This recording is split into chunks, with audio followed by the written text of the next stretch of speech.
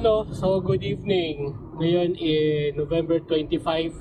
Ito na yung araw na pinakahihintay naming lahat. A6 run. Sa pangalawang A6 run, nag-start sila last year.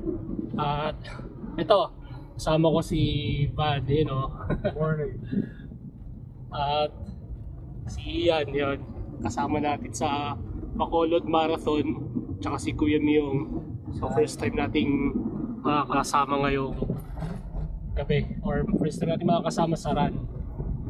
Pero syempre nakakasabay natin yun sa Neo. At ayun nga, so mangyayari nito parang replay to ng last year. Naalala ko last year, solo run lang tayo. Wala akong kasama. Although kasama ko si Mel, shoutout kay Mel. Tamang side support. Memorable sa akin tong A6 kasi ito yung first marathon ko. Hindi ko alam kung ano yung mangyayari noon, kaya may kasama tayong tropa, si Mel nga, as side support. At shoutout sa mga nakilala ko nung time na yon: Robert, Albert, Bunny, Rodney, Ivan, at kung sino-sino pa yung mga napasama sa interview during run. Kita-kits ulit, nakita ko yung mga post nyo at mukhang magkikita-kita ulit tayo ngayong gabi doon. At syempre maraming pang iba na hindi nakasama last year. Exciting. So, ito, biyahin na kami. Inagaan namin kasi sigurado traffic to dahil sa road closure. At merong mga pa-concert na mangyayari, so tingin ko nakasetup na doon by now. At lahat kami 42 kilometers, yung ibang tropa natin sa Neo is up to 21 kilometers. Good luck sa lahat ng mga tatakbo sa A6 at sa ibang mga run ngayong araw na to at bukas. Kita-kits mamaya. Woo! Ayun, sa wakas, nakarating na rin kami dito sa venue. Ang hirap ng parking. Paikot-ikot kami, siguro mga nasa 10 to 15 minutes o mahigit pa kami paikot-ikot kanina. At ayun, nandito na kami sa may check-in part. O, di ba? Sarado na kaagad ang Rojas Boulevard. Sabi ko nga, parang replay lang ang mangyayari nito last year. Same na ruta kung ano yung ruta natin last year. Well, at least doon sa nakita ko, pero parang same nga talaga yung ruta. At yun, exciting. Parang wala pang concert na nagsisimula. Tara, tara, samahan nyo kami sa araw na to para sa 2023 A6 Rock and Roll Manila Run.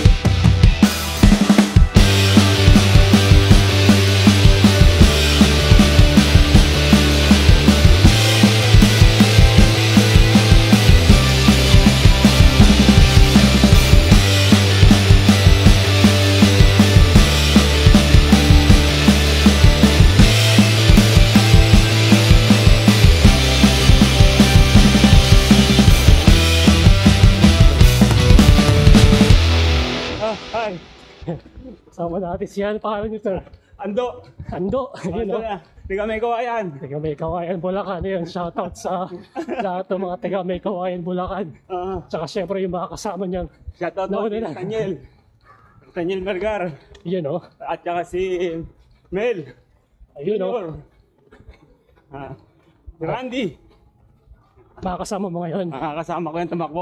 Yung iba nauna na. Ilan kayo? 4? Meron pa iba si Junel. At saka mga 7 siguro kaming Daming ganun pala. nakatiga may kawayan ng lalaki. Pero mas marami pang iba. Kaya hindi ko na pang kilala yung pangalan.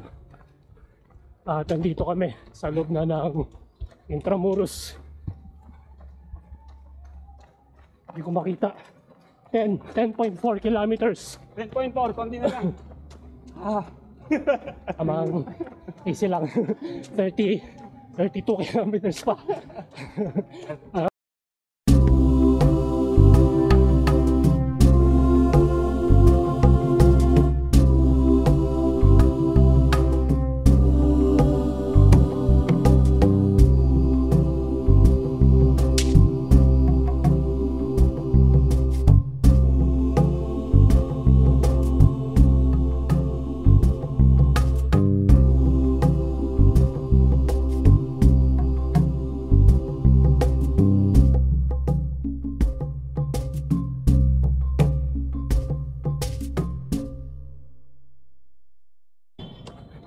Ayun, yung highlights ng first lap.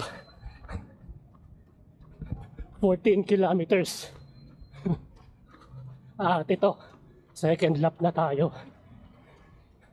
So, as expected, dun sa map na nilabas sila, pareho lang talaga. Like last year, except from dun sa may San Lorenzo Ruiz Plaza o yung Santa Cruz Church, kung saan medyo nadagdagan, nag-left turn bago mag-U-turn. Dati kasi pagdating dun sa church, U-turn na. Nadagdag lang yun. At ito, second lap.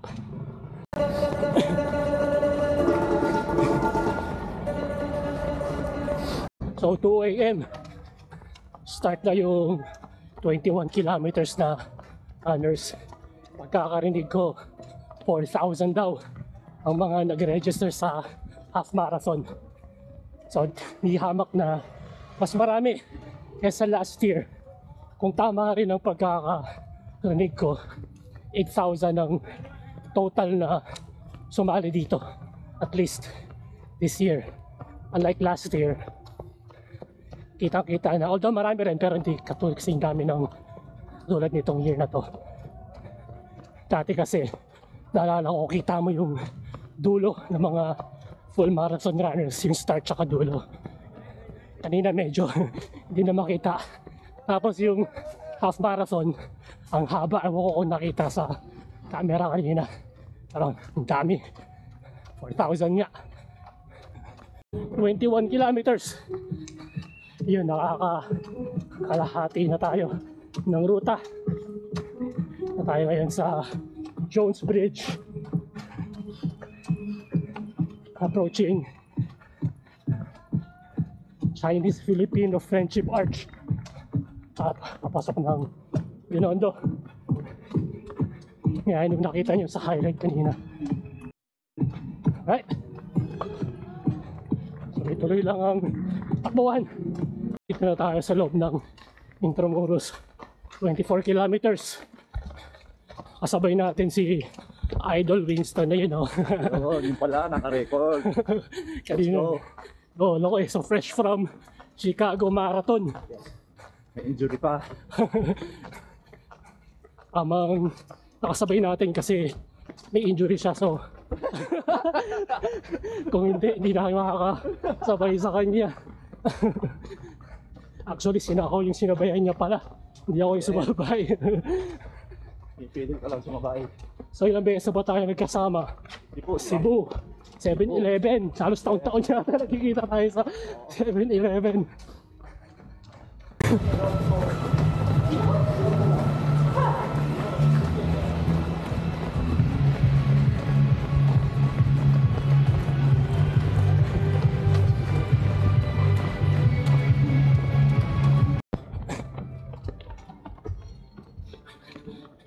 28.5 kilometers. Whew. Third and final lap. Oh, almost 30 kilometers. Sabi nila dito na talaga nag-i-start ang marathon sa 30 kilometers.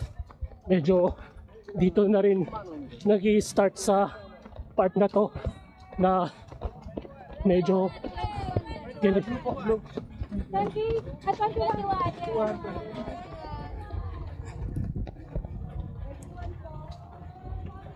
dito nag-i-start yung part na medyo kini-question ko yung life choices sa buhay ko. Pagdating ng 30 kilometer mark. Pero masaya pa rin. Kasabay na natin yung mga half marathon runners. Kaya madami na ulit sa kalsada. Puno na. Alright. Final lap. Woo!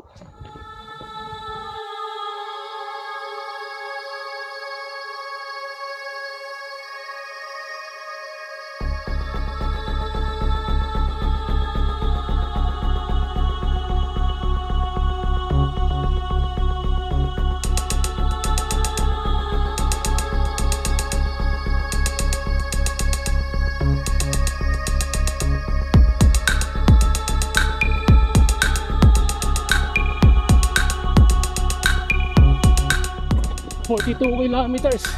Ito na. Last 200 meters. Paglabas natin dito, ito na yung separate na kali papasok ng finish line.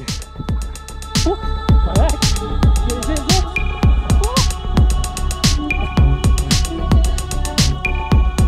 Finish line.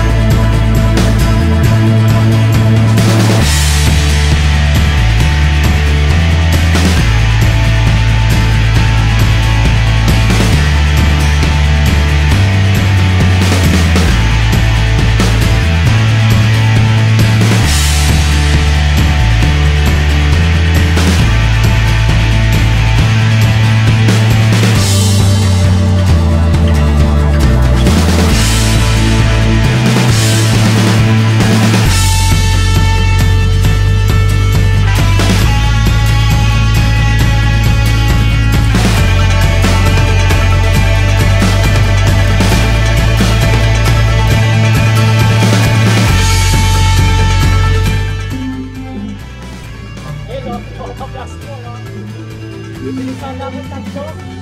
Bibili sana ako tatlo. Kaso pa raw, wala pa raw, hindi na pinilisin. Kala ko nasa New York Marathon.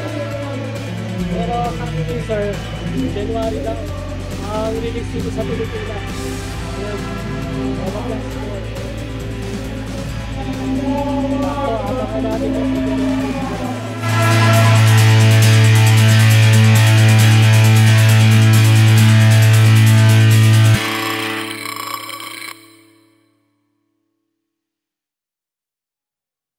Natapos din ang ating second iteration ng A6 Rock and Roll Full Marathon Run.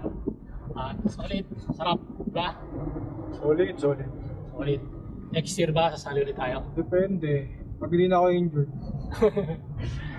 Tagal pa naman eh, pero tingin ko parang sasali pa rin ako next year kasi may promo naman eh. So bibili ka lang ng sapatos, bibili na yung registration mo. So bakit hindi? Depende. Baka sana naman baguhin nila yung ruta para... Ay oo, yun. Sana maiba yung lugar. Mabago naman yung ruta, hindi naman sa Manila. Sana ibang lugar naman. Para hindi tumalog na ako. Tama no? Probinsya para mas mahaba, hindi mas congested ang traffic o hindi sagabal sa traffic.